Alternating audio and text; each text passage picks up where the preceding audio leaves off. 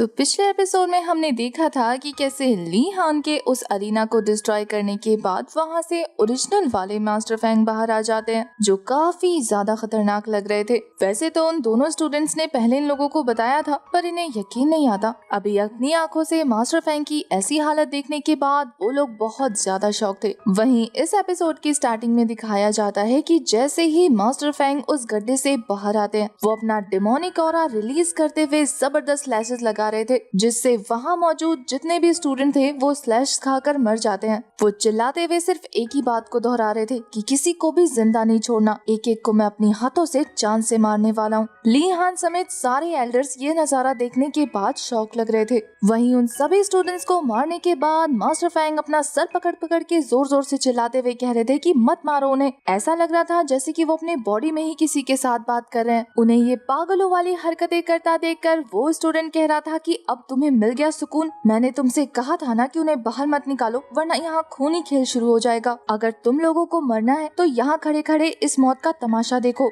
मैं तो चला इन्हें वापस वहीं बंद करने, क्योंकि मुझे मरने की कोई जल्दी नहीं है। ये बोलने के बाद वो तेजी से उस एल्डर की तरफ बढ़ने लगता है। जैसे ही पीछे से वो बिना पता चले एल्डर फैंग को ट्रैप करने वाला था, वैसे ही एल्डर फैंग पे वो डेमोनिक ऑरा हावी होते हुए उस स्वॉर्ड से उस लड़के का काम तमाम कर देता है। मास्टर फैंग ने एक ही झटके में उसकी स्वॉर्ड को उस लड़के के आर पार कर दिया था। ये देखने के बाद उसका भाई उसे बचाने के लिए आगे बढ़ने लगता है। वो भी मास्टर फैंग को रोकने ही आ रहा था, पर मास्टर फैंग उसका चेहरा देखने के बाद कहते हैं कि अभी तो मैंने तुम्हें मारा ना। ये दोनों भाई हमशक्ल थे और ये मास्टर फैंग को पता नहीं था, इसलिए वो और ज्यादा चिढ़ जाते हैं, ये कहते हुए कि मैंने तुम्हें मार दिया, आखिर तुम जिंदा कैसे हो सकते हो। ये बोलकर वो एक जबरदस्त अटैक करते हैं उस लड़के पर, जिससे वो लड़का वहीं ब्लास्ट हो जाता है। वहीं ये नजारा सभी एल्डर्स अपनी आंखों से विटनेस कर रहे थे। ली हान काफी कामली ऑब्जर्व कर रहा था कि आखिर इस बंदे को चाहिए क्या। वो मास्टर उन सभी को मारने के बाद जोर से हंसते हुए ये कह रहा था कि मैंने उन्हें मार डाला, मैंने फाइनली उन सभी को खत्म कर दिया। उनकी बॉडी पर उनका कोई कंट्रोल नहीं था और एक रेड कलर की एनर्जी उन्हें हवा में फ्लोट कराने लगती है और वो अभी भी पागलों की तरह हंसे जा रहे थे। उन्हें इस तरीके से फ्लोट करता देखकर ली हान भी काफी ज्यादा सरप्राइज था।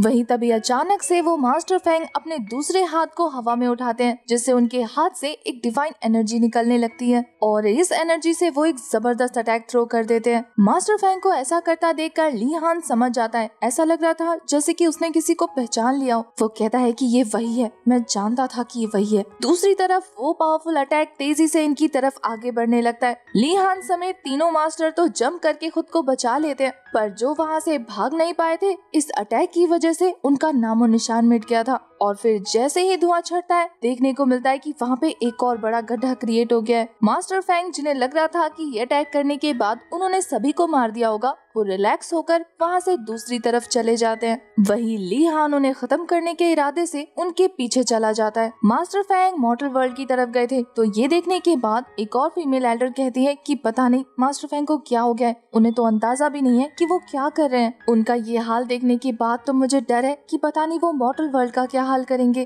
क्या हमें उनके पीछे जाना चाहिए। पर तभी मास्टर ये फैंग आगे आते हुए कहती है कि नहीं, उसकी कोई जरूरत नहीं, हमारे यंग पवेलियन मास्टर बहुत ज्यादा स्ट्रॉन्ग है, उनके रहते हमें वहाँ जाने की कोई जरूरत नहीं है, वो इस सिचुएशन को संभाल सकते हैं, इसलिए हमें इसमें घुसने की कोई जरूरत नहीं पड़ेगी। ये बोलते हुए एल्डर ये फैंग लेंग हुआन को देख रही थी जैसे कि वो ताना मार रही हो। लेंग हुआन ने अब तक कोई रिएक्शन नहीं दिया था, वो काफी ज्यादा सीरियस लग रही थी, पर उसकी आंखों में ली हान के लिए फिक्र साफ नजर आ रही थी। वहीं दूसरी तरफ हमें जंगल का सीन दिखाया जाता है, जहाँ भाग रहे मास्टर फैंग पर ली हान ने एक जबरदस्त अटैक किया था, जिससे मास्टर फैंग संभल नहीं पाए थे और वो जोर जोर से चिल्लाकर पूछने लगते हैं कि आखिर वो कमीना कौन है जिसने मुझे हिट किया। वो तो ली हान के उस अटैक से क्लिफ के किनारे तक पहुंच गए थे, अगर थोड़ी सी और पीछे हट जाते ना तो नीचे गिर जाते, पर फिर भी वो खुद को संभाल लेते हैं। और वहीं दूसरी तरफ सामने से तेजी से ली हान आ रहा था, वो भी एक जबरदस्त पंच क्रिएट करते हुए वो कह रहा था कि ये मैं हूँ, और वो आते ही एक जबरदस्त पंच दे मारता है और ये पंच इतना ज्यादा खतरनाक था कि मास्टर फैंग को पड़ते ही वो एक पेड़ से जाकर टकरा टकराते हैं और उस पेड़ के 2 हिस्से हो जाते हैं। अब तक मास्टर फेंग भी संभल गए थे और वो ली हान का दोबारा करने वाला अटैक ब्लॉक कर लेते हैं। ली हान ने इस बार भी एक जबरदस्त पंच थ्रो किया था, पर मास्टर फेंग इतने ज्यादा पागल हो चुके हैं, साथ ही उनकी पावर इतनी बढ़ चुकी है कि वो भी एक पंच से ली हान के पंच को ब्लॉक करके वहाँ जबरदस्त ब्लास्ट क्रिएट कर चुके थे। इस तरह की पावरफुल अटैक को देखने के बाद वहाँ जिया अपीयर हो जाती है, जो ली हान को देखकर सिर्फ एक ही बात कह रही थी कि ये लड़का हमेशा अपनी जान को खतरे में क्यों डाल देता है। इसकी ऐसी हरकतों की वजह से मुझे लगता है कि ये ज्यादा दिन का मेहमान नहीं है। मास्टर फेंग ली हान के उस अटैक को ब्लॉक करने के बाद कह रहे थे कि लड़के, तेरा इस मैटर से कोई लेना देना नहीं है, इसलिए यहाँ से दूर चला जा वरना मारा जाएगा। भाई साहब बोल भी किसे रहे हैं? ली हान को। ये बोलने के बाद वो अपनी स्वॉर्ड को ली हान पर घुसाने वाले थे, जैसे कि उसने बाकी सारे स्टूडेंट्स पर घुसाया, पर ली हान तो उसकी तरफ बढ़ते हुए उसके हाथ को इतनी जोर से फ्लिप करता है जैसे धोबी अखाड़े में अपने ओपोनेंट को जमीन पर दे मारता है ना, वैसे ली हान ने इस एल्डर को जमीन पर दे मारा था। और ऐसा करने के बाद वो जोर जोर से उसके हाथ की हड्डियों को तोड़ने लगता है। बेचारे एल्डर फेंग ये तकलीफ बर्दाश्त नहीं कर पा रहे थे और इस टॉर्चर से जोर जोर से चिल्लाने लगते हैं। ली हान तो अभी भी शांत नहीं हुआ था। वो उनकी हड्डियों को तोड़ने के बाद उसी हाथ को पकड़कर उन्हें हवा में उछाल देता है, वो भी किसी बॉल की तरह, और फिर तेजी से उसकी तरफ बढ़ने लगता है, ये कहते हुए कि तू ही है ना जिसने मेरे पेरेंट्स को मारा था। तो ली हान का गुस्सा इसलिए फूट पड़ा क्योंकि ये 7 इमॉर्टल्स में से एक इमॉर्टल है, और मैं अब तक 6 इमॉर्टल्स इसलिए बोलते आ रही थी क्योंकि ली हान ने एक को मार डाला था और अब ये उन 6 में से छठे वाले को मारने वाला है। वो हवा में ही मास्टर फेंग पर जोर जोर से किक बरसाते हुए कह रहा था कि तूने मेरी बहन को मारने की कोशिश की, तेरी हिम्मत कैसे हुई मेरे लोगों को हर्ट करने की। ली हान तो उस मास्टर को हवा में ही उठा उठा कर ऐसे पटक रहा था जिससे तो उस मास्टर को ना तो सोचने का मौका मिलता है और ना ही अटैक प्रिपेयर करने का। वहीं ली हान ये कहते हुए कि आज मैं तुझे उन 2 लोगों के मौत के बदले मौत देने वाला हूँ, एक जबरदस्त किक दे मारता है और ये किक इतना ज्यादा पावरफुल था कि मास्टर फेंग उड़ते उड़ते एक और पेड़ से टकरा जाते हैं और इस पेड़ के तो चीथड़े उड़ गए थे और देखते ही देखते मास्टर फेंग वहाँ मौजूद कितने सारे पेड़ों को बर्बाद कर देते हैं। ली हान अपना ऑरा रिलीज करते हुए अपना गुस्सा शो कर रहा था। वहीं तभी उस मास्टर फेंग की जोर जोर से हंसने की आवाज सुनाई देती है। ली हान को संभलने का मौका भी नहीं मिलता और मास्टर फेंग पीछे से आते हुए उसे हिट करते हैं। मास्टर फेंग अपनी स्वॉर्ड की हेल्प से ली हान को पीछे की तरफ पुश कर रहे थे और साथ ही जोर जोर से हंसते हुए ये कह रहे थे कि वो कमीने तेरे माँ बाप थे। ये बोलने के बाद वो अपनी स्वॉर्ड से एक प्रेशर रिलीज करके ली हान को दूर झटक देते हैं, पर ली हान स्लाइड करते हुए खुद को संभाल लेता है। वहीं ली हान भी दुगनी स्पीड से मास्टर फेंग की तरफ बढ़ने लगता है और दूसरी तरफ मास्टर फेंग अपनी स्वॉर्ड को हवा में फेंकने के बाद एक स्वॉर्ड स्किल्स को परफॉर्म करने लगते हैं, जिससे उस स्वॉर्ड से खतरनाक ऑरा रिलीज होने लगता है और एक तरफ से ली हान का पंच आ रहा था और दूसरी तरफ से वो डेमोनिक स्वॉर्ड, दोनों के ही आपस में टकराते ही वहाँ पे जबरदस्त एनर्जी ब्लास्ट होता है। इस तरीके की स्वॉर्ड टेक्निक देखने के बाद जिया काफी ज्यादा शॉक लग रही थी। वो कहती है कि ये स्वॉर्ड टेक्निक जानी पहचानी क्यों लग रही है, ऐसा लग रहा है जैसे कि ये शाओ मू मास्टर की टेक्निक है। ली हान अब तक काफी बुरी तरीके से इंजर्ड हो चुका था और वो उस स्वॉर्ड को ब्लॉक करने की अपनी पूरी कोशिश करने लगता है। धीरे धीरे उस स्वॉर्ड का प्रेशर इतना ज्यादा बढ़ते जा रहा था कि ली हान पीछे की तरफ खिसकने लगता है। वहीं मास्टर फेंग को पता था कि ली हान के पास एक मॉर्टल बॉडी है। वो जोर जोर से हंसते हुए कहता है कि बच्चे,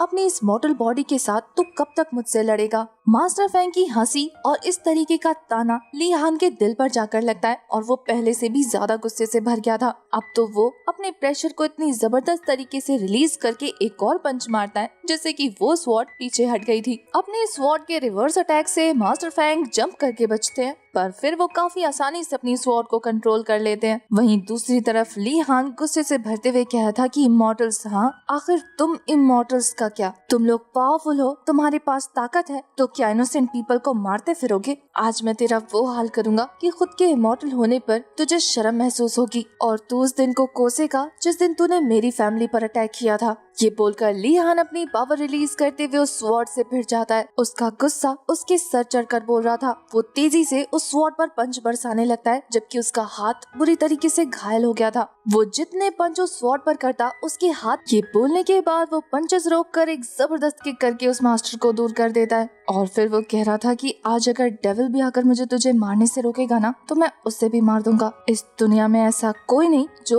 आज मुझे तुझे मारने से रोक दे। ये बोलकर वो अपनी पूरी स्ट्रेंथ लगाकर अटैक कर रहा था। पहले तो वो मास्टर फैंग के अटैक को ब्लॉक करता है और फिर एक और पंच के साथ उसे दूर झटक देता है। मास्टर फैंग ली हान के पंचेस से टकराने के बाद इस बार पेड़ से जाकर खुद को संभाल लेते हैं। आज तो एक इमॉर्टल होकर भी मौत के घाट उतरने वाला है, पता है क्यों? मेरी वजह से। ये बोलने के बाद ली हान अपनी सारी की सारी एनर्जी को इकट्ठा करके एक जबरदस्त पंच क्रिएट करते हुए कहता है कि पता है क्यों? क्योंकि मैं डिवाइन रियान के लॉर्ड का बेटा हूँ। ली हान के इस पंच से टकराने के बाद मास्टर फैंग वहाँ के काफी सारे पेड़ों को तोड़ते हुए एक पेड़ से जबरदस्त तरीके से हिट होते हैं और वहीं ली हान उनके स्वॉर्ड को कैच करते हुए उन्हीं पर ही थ्रो कर देता है, वो भी अपनी सारी जान लगाकर। और ये स्वॉर्ड तेजी से जाकर उस इमॉर्टल की छाती में घुस जाती है। ली हान तो उसकी बॉडी के पास जाकर खड़े होकर कहता है कि मुझे आज भी याद है तुम लोगों ने 7 साल पहले मुझसे क्या कहा था। एक मॉर्टल को मारने के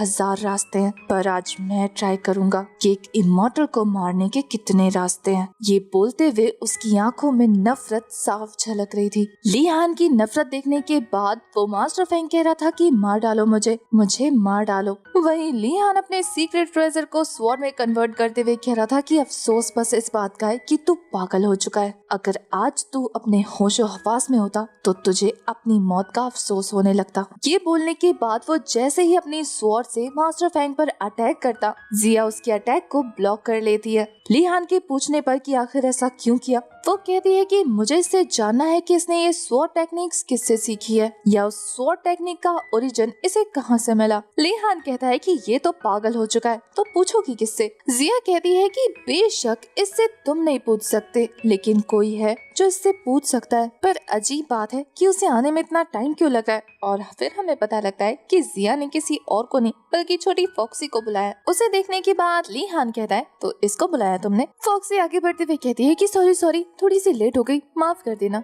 क्या इसको ठिकाने लगाना है? और फिर वो एक अजीब सा मंत्र पढ़ते हुए अपनी बॉडी से थोड़ी सी एनर्जी रिलीज करके मास्टर फैंग की बॉडी में डाल देती है। इस एनर्जी के मास्टर फैंग की बॉडी में एंटर होते ही वो नीचे गिर गए थे, वो कोई हलचल नहीं कर रहे थे। और ये देखने के बाद फॉक्सी पैनिक करने लगती है, कहती है कि तुमने तो मुझे सभी के सामने अनप्रोफेशनल बना दिया, थोड़ी तो मेरी पावर का ख्याल करो यार, होश में आ जाओ। फॉक्सी के ऐसा बोलते ही अचानक से मास्टर फैंग होश में आ जाते हैं और इस बार उनकी बॉडी से वो रेड कलर का ऑरा रिलीज नहीं हो रहा था। वो अपने आसपास नजर दौड़ाते हैं और जैसे ही उनकी नजर ली हान पे पड़ती है, वो डर से उसे ग्रीट करते हुए ये कह रहे थे कि लॉर्ड मुझे माफ कर दीजिए। जिया को तो ये ट्रिक बहुत पसंद आई थी। वो कहती है कि क्या बात है, अब जल्दी से इससे पूछो कि इन सब के पीछे वो मास्टरमाइंड कौन है। फॉक्सी ली हान के कंधे पे चढ़ते हुए कहती है कि जल्दी पूछो, हमारे पास ज्यादा टाइम नहीं है। वही मास्टर फैंग तो ली हान को ग्रीट करते हुए काफी जोर जोर से कांप रहे थे। ली हान कहता है कि इमॉर्टल, क्या तुझे पता है कि मैं कौन हूँ? मास्टर फैंग तो और जोर जोर से पत्ते की तरह कांपते हुए कह रहे थे कि आपको कैसे भूल सकता हूँ लॉर्ड, आप तो हम सभी के लॉर्ड हैं। मुझे अच्छे से पता है कि आप कौन है और मुझे वो आपके आखिरी वर्ड साफ साफ याद है। ली हान तो उसे गुस्से में खुद से दूर थ्रो करते हुए कह रहा था कि मेरे वो लास्ट वर्ड क्या थे? क्या मैंने तुझे लोगों को मारने को कहा था? क्या तूने अपना काम अच्छे से किया?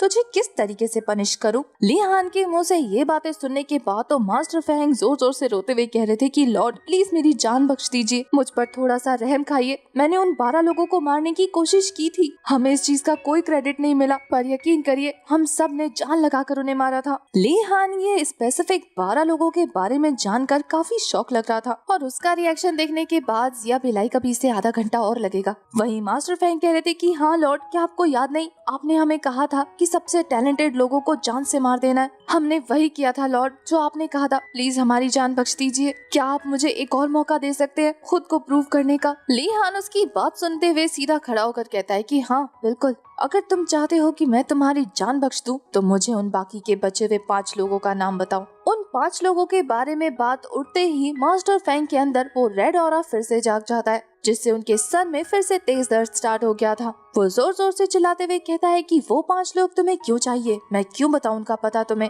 वहीं वो तीनों मास्टर फैंग से दूर हट जाते हैं, क्योंकि फॉक्सी कह रही थी कि ये आउट ऑफ कंट्रोल हो गया है। जिया कह रही थी कि कितनी बुरी बात है, अगर मुझे पहले पता होता कि हमें इतना कम टाइम मिलने वाला है तो मैं इस बुढ़े से पहले ही पूछ लेती कि आखिर वो स्वॉर्ड मैनुअल कहाँ पर मौजूद है। ली हान भी जिया से कुछ नहीं कहता, क्योंकि उसके हाथ भी कुछ नहीं आया था। दूसरी तरफ मास्टर फैंग काफी तेज अपनी एनर्जी रिलीज करते हुए कह रहे थे कि आपको उन 5 की जरूरत क्यों है लॉर्ड, मैं अकेले वो काम कर सकता हूँ जो वो 5 भी नहीं कर सकते। क्या आप भूल गए कि आपने मुझे ये ट्रिक खुद सिखाई थी कि कैसे अपनी स्पिरिचुअल पावर को स्वॉर्ड में गैदर करना है और उससे अटैक करना है, जिससे मेरी स्वॉर्ड अनकंट्रोलेबल हो जाएगी और फिर कोई भी इसे नहीं मार पाएगा और मेरे लिए दूसरों को मारना बहुत ज्यादा आसान हो जाएगा। ये बोलने के बाद वो अपना डेमोनिक ऑरा उस स्वॉर्ड में ट्रांसफर करना शुरू कर देता है। मास्टर फैंग अपने सभी एनर्जी को उस स्वॉर्ड में ट्रांसफर करते हुए कह रहे थे कि अब मैं एक को भी नहीं छोड़ूंगा। आपने जो काम मुझे सौंपा था अब मैं उसे खत्म करके दिखाऊंगा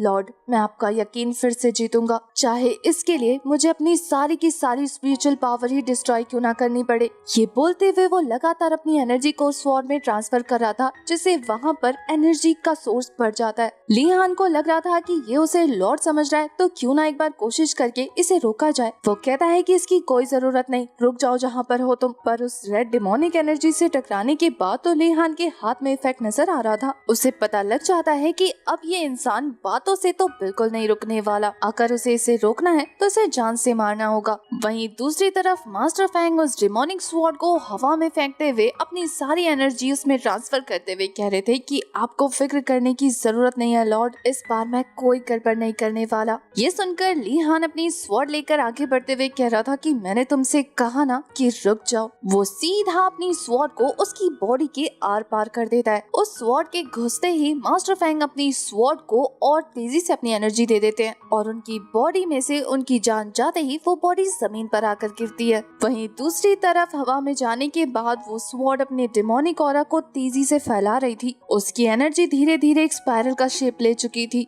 वहीं ली हान ये सब देखने के बाद काफी ज्यादा हैरान था और इसी के साथ हमारा ये वाला एपिसोड हो जाता है खत्म।